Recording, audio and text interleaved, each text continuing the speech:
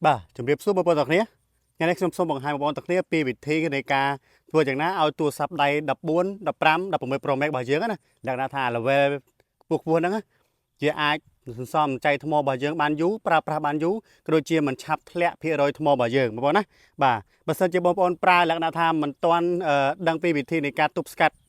ការកុំឲ្យធ្លាក់ថ្មឲ្យធ្លាក់គុណភាពថ្មរបស់យើងបងប្អូនអាចមើលវីដេអូនេះទៅនឹងអាចជ្រាបកាន់ច្បាស់ជាមួយនឹងបាទការកំណត់ setting មួយចំនួនដែលបងប្អូនគួរតែបិទក៏ដូចជាការប្រើប្រាស់មួយចំនួនដែលបងប្អូនគួរតែបាទគេហៅថាផ្លាស់ប្ដូរអញ្ចឹងណាបងប្អូនណាបាទអញ្ចឹងដំបូងឡើយបើសិនជាបងប្អូនបាទបងប្អូនទាញគេហៅថា control center របស់យើងណាបើសិនជាបងប្អូនមិនប្រើប្រាស់ Wi-Fi ទេតែបងប្អូនបើកចោលហើយ Bluetooth នេះបើសិនជាបងប្អូនមិនប្រើទេបងប្អូនក៏បើកចោលដូចគ្នាជាមួយនឹង AirDrop នេះបងប្អូនបើកចោលដូចគ្នាអញ្ចឹងអាពួកទាំងអស់នេះហើយគឺវាទាញនៃធម្មពលថ្មរបស់យើងហ្នឹងឲ្យវាស៊ីលឿនបងប្អូនណាបាទបើសិនជាយើងបើកចោលបែបនេះតែបើយើងបើកប្រើប្រាស់គឺវាមិនអីទេបងប្អូនបាទតែបើយើងបើកចោលបែបនេះគឺវានឹងឆាប់ធ្លាក់បាទភាគរយថ្មរបស់យើងក៏ដូចជាបាទស៊ីថ្មរបស់យើងប្រើប្រាស់អត់សូវបានយូរទេអញ្ចឹងដើម្បីងាយស្រួលបងប្អូនចូលកាន់ setting នេះមកបាទអញ្ចឹងបន្តមកទៀតបងប្អូនឃើញហើយបាទកន្លែងនេះកន្លែង Wi-Fi នេះបើសិនជាបងប្អូនបិទនៅត្រង់នេះគឺវាអត់ដាច់ទេបងប្អូនណាបាទគឺយើងចូលមកឃើញ Wi-Fi នៅដដែលតែយើងចុចបិទកន្លែងនេះហើយឃើញអត់បងប្អូនណាបាទបិទហើយអញ្ចឹងបងប្អូនចង់ឲ្យបិទដាច់កុំឲ្យវាដំណើរការ Wi-Fi របស់យើងនៅរហូតអញ្ចឹងណាបាទបងប្អូនគួរតែបិទត្រង់នេះបាទចុចបិទកន្លែងហ្នឹងមកបងប្អូនណាបាទបិទកន្លែងហ្នឹងមកដើម្បីឲ្យថ្មទូរស័ព្ទដៃរបស់យើងហ្នឹងបាទវាមិនធ្វើការ search Wi-Fi សំទោសអាសកម្មភាពទូរស័ព្ទរបស់យើងវាមិន search Wi-Fi អញ្ចឹងណាបាទហើយវាក៏មិនស៊ីថ្មដែរចេញពី setting ហ្នឹងមកបងប្អូនចូលមក Bluetooth របស់យើងនេះបាទ Bluetooth របស់យើងនេះក៏អញ្ចឹងដែរករណីដែលបងប្អូនចង់បិទ Bluetooth នេះយើងបិទកន្លែងនេះប៉ុន្តែយើងបិទកន្លែងហ្នឹងមែនប៉ុន្តែនៅក្នុង setting របស់យើងហ្នឹងគឺ Bluetooth នៅដំណើរការដដែលទេគ្រាន់តែគេហៅថាផ្ដាច់ទេណា disconnect Bluetooth របស់យើងប៉ុន្តែវានៅដំណើរការអញ្ចឹងបើសិនជាបងប្អូនទំទោសបើសិនជាបងប្អូនចង់បិទឲ្យចិត្តបងប្អូនគួរតែបិទទៅត្រង់នេះបាទដើម្បីឲ្យ Bluetooth របស់យើងនឹងវាមិនដំណើរការតទៅទៀតបាទបើសិនជាយើងត្រូវការបើកជាមួយភ្ជាប់មួយធុងបាសភ្ជាប់ជាមួយនឹងកាយហ្នឹងបងប្អូនអាចបើកបានតែបើយើងអត់ប្រើទេយើងគួរតែបិទវាទៅបងប្អូនណាបាទអញ្ចឹងបន្ទាប់ពីនេះមួយទៀតបាទដើម្បីឲ្យគុណភាពថ្មរបស់យើងប្រើប្រាស់បានយូរក៏ដូចជាមិនស៊ីថ្មខ្លាំងបងប្អូនអូសបាទចូល setting របស់យើងដដែលហ្នឹងមកបងប្អូនយើងចូលមកកាន់បាទ general នេះបងប្អូនណាបាទ general នេះចុចលើ general ហ្នឹងមកបន្ទាប់មកបងប្អូនរើសរកឲ្យឃើញពាក្យថា background refresh app បាទនេះកន្លែងដែលខ្ញុំបង្ហាញហ្នឹងចុចត្រង់ហ្នឹងមកអញ្ចឹងបងប្អូនឃើញហើយកន្លែងនេះគឺបើសិនជានេះខាងលើនេះបើសិនជាបងប្អូនចុចគេហៅថា Wi-Fi ឬក៏ cellular data ហ្នឹងបាទគឺវាដំណើរការ background refresh app នេះទាំងអស់ឃើញទេគេបើទាំងអស់ហ៎អញ្ចឹងបងប្អូនគួរតែបិទវាចោលបាទចូលកន្លែងហ្នឹងមកបាទចូលកន្លែងនេះ background refresh app នេះមកបាទបន្តមកយើងចុចយកពាក្យថា off បាទអញ្ចឹងធានាថាបាទទូរស័ព្ទដៃបងប្អូនហ្នឹងបាទវាមិនដំណើរការជាមួយនឹង background app refresh ហ្នឹងទេបាទវាធ្វើឲ្យទូរស័ព្ទដៃរបស់យើងហ្នឹងបាទมันស៊ីគុណភាពថ្មក៏ដូចជាมันឆាប់អស់ថ្មលឿនបាទវាតាក់ទង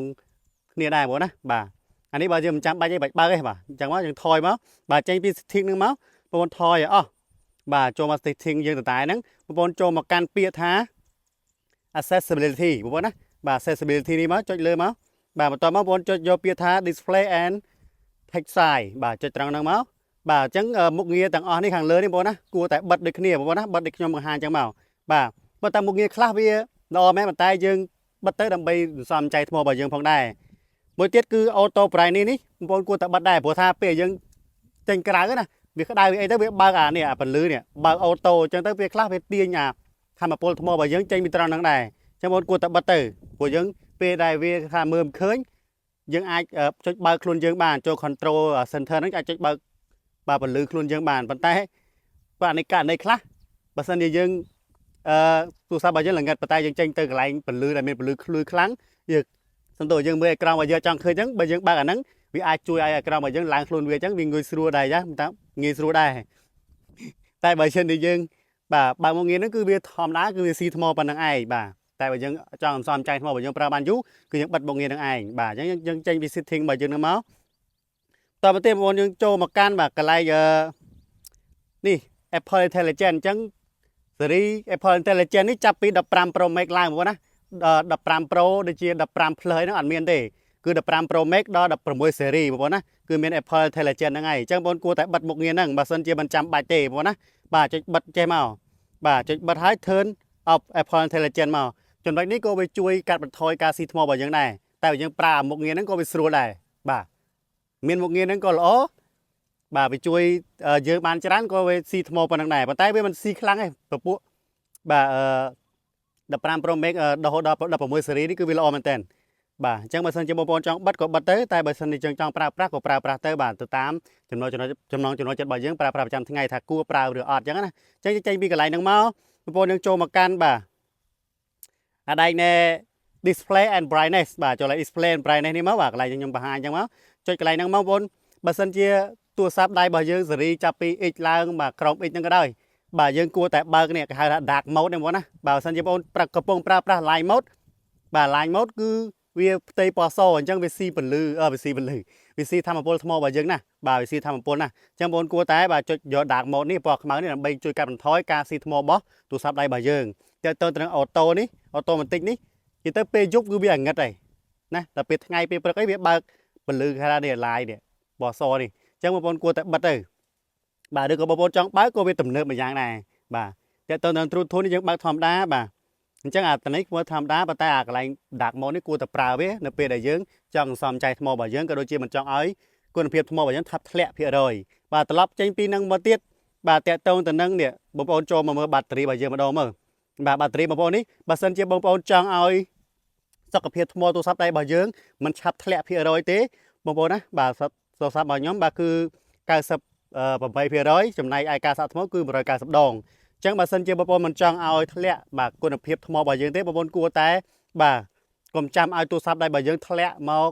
ក្រោម20បាទនៅក្រោម20%ហ្មងណាបាទខាងលើនេះអាខាង capacity ថ្មរបស់វាបាទកុំឲ្យវាធ្លាក់នៅក្រោម20ចាំយើងបញ្ចូលថ្មមួយវិញទៀតក៏ម្ល៉េះបាននៅសល់30%បញ្ចូលថ្មហើយឬក៏សល់40 50បញ្ចូលថ្មបន្តិចបញ្ចូលថ្មក៏វាជួយឲ្យ account នេះ account ការសាកថ្មរបស់យើងកាន់តែកើនហើយភាគរយថ្មរបស់យើងគឺកាន់តែធ្លាក់ដែរបងប្អូនណាបាទអញ្ចឹងបើយើងតិចដោតគឺក៏វាធ្លាក់ហើយបើយើងចាំឲ្យធ្លាក់ថ្មរបស់យើងប្រើប្រាស់ទៅ20%ក្រោម20%បើយើងសាកថ្មក៏វាធ្លាក់តាមនឹងដែរអញ្ចឹងអ្វីដែលបងប្អូនគួរធ្វើគឺកុំព្យាយាមសាកថ្មញឹកញាប់ពេកបាទរងចាំឲ្យទូរស័ព្ទដៃរបស់យើងបាទត្រជាក់គេថាពេលយើងប្រើប្រាស់ហ្នឹងគឺវាក្តៅហើយហ្នឹងយើងទុកឲ្យវាមកធូរទៅចាំយើងសាកថ្មទៅគឺវាល្អសម្រាប់ទូរស័ព្ទដៃរបស់យើងមិនឆាប់ធ្លាក់គុណភាពថ្មក៏ដូចជាមិនងាយអស់ថ្មលឿនតើហ្នឹងបងតែបើសិនគឺករណីខ្ទង់21% 22%ចាំយើងសាកថ្មក៏បានដែរបាទមិនបាច់ចាំដល់20ទេបាទអាចថាក្រៅ25អញ្ចឹងបងណាបាទយើងសាកថ្មទៅហើយការសាកថ្មកុំលេងបណ្ដាសាកថ្មបណ្ដាក៏វាធ្វើឲ្យគុណភាពថ្មទូរស័ព្ទដៃរបស់យើងហ្នឹងគឺវាទៅបាទទៅតាមនឹងដែរធម្មតាទេបាទរឿងហ្នឹងគឺវាអញ្ចឹងឯងតែបើយើងចាំបាច់ត្រូវប្រើហើយគឺសាកថ្មហើយគឺថ្មរបស់យើងគឺធ្លាក់គុណភាពហើយអញ្ចឹងចេញពីចំណុចហ្នឹងបងប្អូនចូលមកកាន់ setting តតែរបស់យើងមកយើងជឿចេញក្រៅណាទៀតណាបងប្អូនយើងចូលមកកាន់នេះបាទ privacy and security បាទចុចអាហ្នឹងមកបងប្អូនណាអញ្ចឹងកន្លែង location service នេះបងប្អូនណាបើសិនជាបងប្អូនមិនចាំបាច់បើកទេបងប្អូនគួរតែបិទវាទៅបាទបិទដូចខ្ញុំអញ្ចឹងណាបើយើងបើកគឺយើងបើកប្រើប្រាស់ទៅលើ app មួយចំនួនអីចឹងទៅបាទអាចបើកចាំបាច់នៅពេលណាដែលយើងត្រូវបើកអញ្ចឹងណាតែបើសិនជាមិនចាំបាច់បើកទេបាទគឺមិនចាំបើកទេគឺ